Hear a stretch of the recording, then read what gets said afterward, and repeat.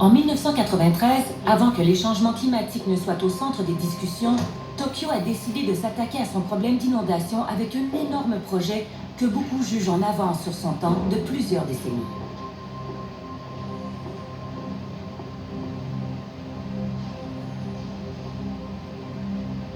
Le Japon a construit une caverne futuriste pour se protéger contre les eaux venant du ciel, du sous-sol ou des mers environnantes.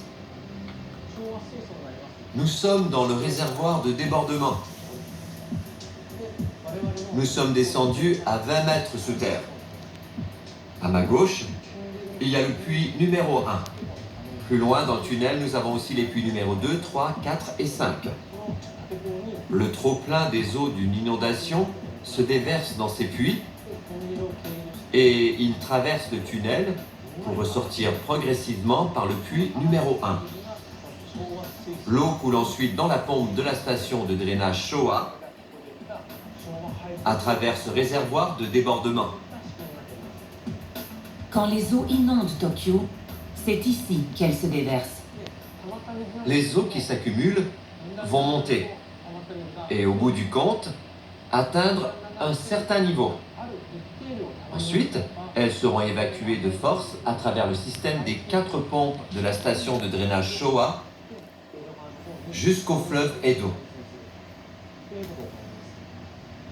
Nous recevons de l'eau environ 7 fois par an en moyenne.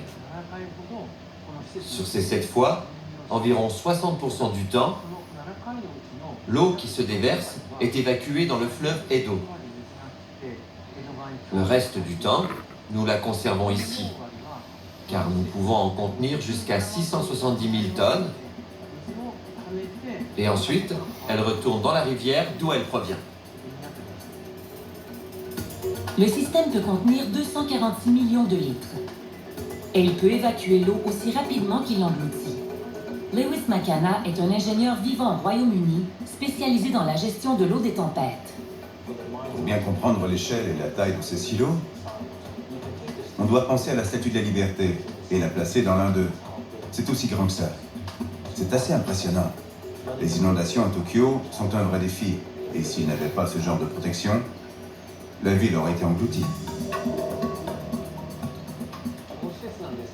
On a mis 13 ans pour construire cet endroit, de 1993 à 2006.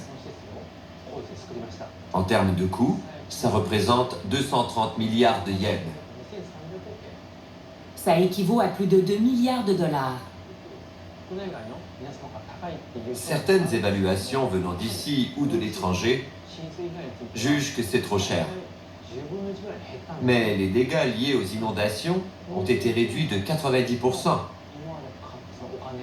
Donc je pense que ce n'est pas si cher quand on prend en compte les dégâts liés aux inondations. En 2015, après des pluies